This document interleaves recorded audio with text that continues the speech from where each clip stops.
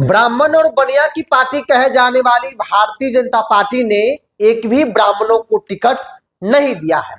नमस्कार, the India top देख रहे हैं। मैं हूं आपके साथ बिरजू सिंह।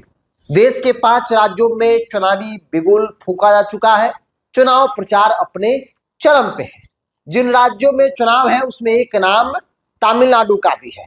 23 अप्रैल को वहां पर वोटिंग होगा और तमिलनाडु में जहां 234 विधानसभा का क्षेत्र है, जहां कभी ब्राह्मणों का राजनीतिक तौर पर दबदबा था, जहां दो ब्राह्मण समाज से आने वाले नेताओं को मुख्यमंत्री बनाया गया या फिर बने, जयललिता जैसे लोग मुख्यमंत्री बने, उस स्टेट में ना तो जयललिता की पार्टी ने एक भी ब्राह्मणों को टिकट दिया और ना ही डीएमके कांग्रेस भारतीय जनता पार्टी ने। सवाल है कि क्या बीजेपी अब ब्राह्मणों से, सवर्ण समाज से दूरी बना रही है? क्या भारतीय जनता पार्टी को ब्राह्मणों का वोट बिल्कुल नहीं चाहिए, सवर्णों का वोट बिल्कुल नहीं चाहिए? खुलकर भारतीय जनता पार्टी अब पिछड़ा की राजनीति करना शुरू कर दी है। देखिए, तमिलनाडु में जो मुख्य रूप से जो बड़ी पार्टियां हैं उसमें भारतीय जनता पार्टी तो है ही है, कांग्रेस तो है ही है, इसके अलावा एआईएडीएमके जयललिता की पार्टी है, इसके अलावा डीएमके है, लेफ्ट है, मुस्लिम लीग है, कई पार्टियां हैं। और आश्चर्यजनक बात यह है कि जो तमाम जो बड़ी पार्टियां हैं, एक भी ब्राह्मणों को टिकट नहीं दी है।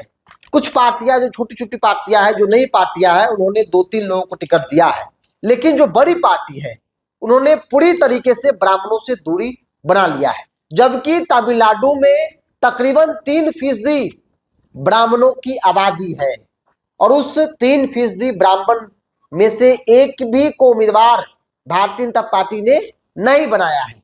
याद कीजिए, जब जयललिता थी तब ब्राह्मणों को ठीक ठाक उनकी पार्टी जो है वो टिकट देती थी, क्योंकि खुद वो जयललिता ब्राह्मण समाज से आती थी और उनके निधन के बाद पहली बार ऐसा हुआ है जब पार्टी ने एक भी ब्राह्मणों को टिकट नहीं दिया। जब तक वो रही तब तक ब्राह्मण समाज जो तमिलनाडु का है वो जयललिता के साथ रहे, उनको मुख्यमंत्री बनाने में भी ब्राह्मणों का बड़ा योगदान रहा। लेकिन भाजपा का जैसे जैसे ग्राफ ऊपर चलता गया, ब्राह्मण समाज बीजेपी का वोटर बनते गया और आज के तारीख में भी बीजेपी का ही कोर वोटर वहां पर भी ब्राह्मण है। पैन इंडिया तो है ही है, तमिलनाडु में भी खास तौर पे वहां पर ब्राह्मण बीजेपी को वोट करते हैं, जैसे बाकी स्टेट में करते हैं, जैसे हिंदी पट्टी राज्यों में करते हैं। बावजूद भी भारतीय जनता पार्टी ने 234 विधानसभा में से एक भी सीट पर किसी ब्राह्मण को नहीं उतारा है। सोचिए, बीजेपी को क्या कहा जाता है? ब्राह्मण बनियों की पार्टी। और वो बीजेपी ब्राह्मण समाज को बिल्कुल दरकिनार कर दे रहा है। इग्नोर करने का मतलब होता है कि चलो एक आध दे दिए, लेकिन यहां तो एक भी सीट पर ब्राह्मण उम्मीदवार नहीं बनाए गए हैं। बड़ा आश्चर्यजनक है। और ऐसा नहीं कि वहां पे आबादी नहीं है, वहां 3% आबादी है, तकरीबन 35 लाख कहा जा रहा है।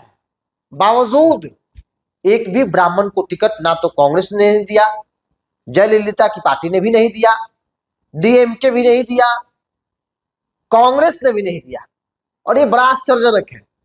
और इसीलिए एक चर्चा देश भर में छिड़ी हुई है कि भारतीय जनता पार्टी अब सवर्णों से दूरी बना रही है। उसी का नतीजा है कि 3% वोट बैंक होने के बावजूद भी, कोर वोटर होने के बावजूद भी तमिलनाडु में एक भी ब्राह्मण को भारतीय जनता पार्टी ने उम्मीदवार नहीं बनाया है। जब भारतीय जनता पार्टी का स्थापना हुआ था ना, तब आप टॉप 10 नेताओं में गिन लीजिए कौन कौन ब्राह्मण था। बड़ी आबादी ब्राह्मणों की थी। झंडा ढोकर चलने वाले में ब्राह्मण,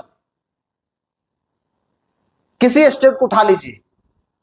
लेकिन आज उस ब्राह्मण की स्थिति क्या है भारतीय जनता पार्टी में, यह भी जरा गौर करने का विषय है कि 234 विधानसभा में से एक भी सीट पर बीजेपी ने ब्राह्मणों को उम्मीदवार नहीं बनाया। बहरहाल नरेंद्र मोदी है, जो सवर्ण समाज नरेंद्र मोदी के लिए जमीन से लेकर सोशल मीडिया तक झंडा बुलंद करता है। आज वो सवर्ण समाज बीजेपी के अंदर पूरी तरीके से हाशिए पर है, एकदम कोई पूछने वाला नहीं है। सवर्ण अछूत हो गए हैं, कोई छूने को तैयार नहीं है, मानो एकदम छुआछूत जैसा हो गया है। ये स्थिति हो गई स्वर्ण समाज की, खासतौर पे बीजेपी के संदर्भ में। बहरहाल भारतीय जनता पार्टी जो कभी ब्राह्मण बनियों की पार्टी कहलाती थी, उस बीजेपी में ब्राह्मणों की स्थिति को लेकर आपका क्या मानना है? अपनी राय को कमेंट बॉक्स में रखिए। इस पूरी रिपोर्ट इतना ही। बहुत बहुत धन्यवाद।